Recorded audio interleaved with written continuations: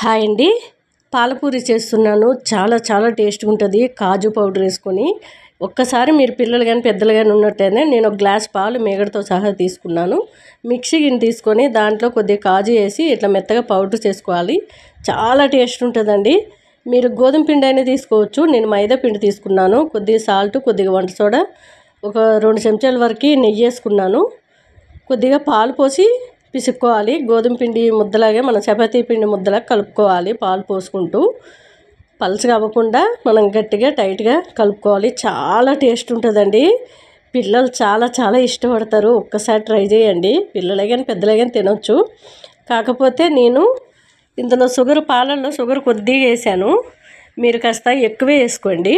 ఎందుకంటే నాకు బెల్లం పాకం ఉందని నేను కొద్దిగా వేసాను. లేదనుకుంటే బెల్లం సిరప్ తీసి ఈ పాలు మరిగించుకొని సైడ్కి పెట్టుకొని ఆ బెల్లం సిరప్ అది కలిపి కూడా మీరు వేసుకోవచ్చు పూరీల పైన. చాలా టేస్ట్ ఉంటుంది. ఇలా మెత్తగా ఒక స్పూన్ నెయ్యి వేసి చేతికి అంటకుండా కలిపి ఇట్లా పెట్టుకొని కాసేపు మూత పెట్టి ఉంచాలండి. అప్పుడు పిండి అనేది మెత్తగా అయ్యి మంచిగా ఏది చేసినా సరే మనకి చాలా టేస్ట్గా సాఫ్ట్గా ఉబ్బి వస్తాయి, అంటే పొంగుతాయి అన్నమాట.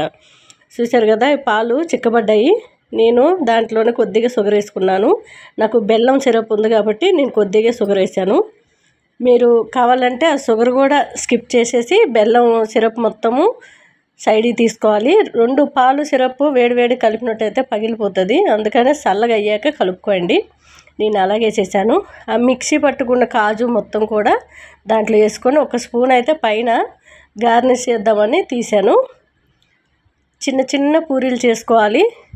పిల్లలు పట్టుకొని తినేటట్టు, పెద్దలైనా పిల్లలైనా సాఫ్ట్గా అలా నానుతూ ఉంటే అలా నోట్లోకి వెళ్ళిపోయి కరిగిపోయి వెళ్ళిపోతుంది. అంతే, మనం నవిలే పని కూడా ఉండదు. అంత టేస్ట్ అండి. చాలా బాగున్నాయి ఈ స్వీట్లు. మా ఇంట్లో కాస్త స్వీట్ ఎక్కువగానే తింటారు. మీకు మైదా పిండి ఇష్టం లేకపోతే గోధుమ పిండి చేసుకోవచ్చు. మైదా పిండి అయితే కొంచెం కరకరలాడుతూ ఏ పూరి అయినా చూసారు కదా, ఇలా చిక్కబడాక సైడ్ తీసేసుకోవాలి. మీరు ఎన్ని చేస్తారో దానికి సరిపడగా పాలు తీసుకున్నట్టు సరిపోద్ది. స్టవ్ మీద కళాయి పెట్టుకొని ఆయిల్ వేసుకొని పూరీలు కాస్త మనం పాపడాలు వేపుకున్నట్టు వేపుకోవాలి. మెత్తగా ఉండకూడదు.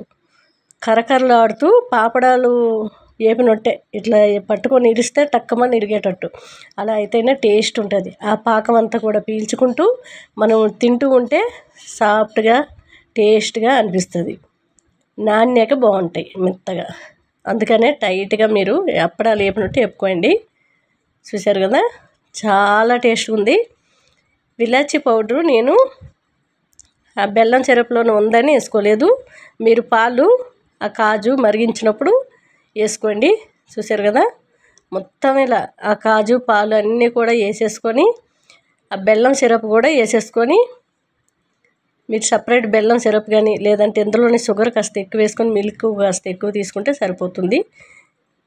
ఈ కాజు పౌడర్ సైడ్ తీసి పెట్టుకున్నాను. అది పైన అంతా కూడా వేసుకున్నాను. చాలా టేస్ట్గా ఉందండి. అసలు టేస్ట్ మామూలుగా లేదు. పిల్లలైనా పెద్దలైనా ఇక మీకు ఫిదా అయిపోతారు. అంత టేస్ట్ ఉంది. ఒకసారి ట్రై చేయండి. ఆ సిరప్ అన్నీ కూడా బాగా నానాలి. పూరి మొత్తము సిరప్లో నానినట్టయితే టేస్ట్ వేరే లెవెల్. అసలు ఇప్పుడు ఒకటి తిని చూశాను, అసలు తింటే మీరు వదలరండి. రోజు ఇవే చేసుకొని తింటారు. ఇంకా స్వీట్ ఇష్టం ఉన్నోళ్ళు స్వీట్ మా ఇంట్లో చాలా ఎక్కువగానే తింటారు. అందుకనే చేశాను. చాలా టేస్ట్ ఉంది. ఒకసారి ట్రై చేయండి. బాయ్ అండి.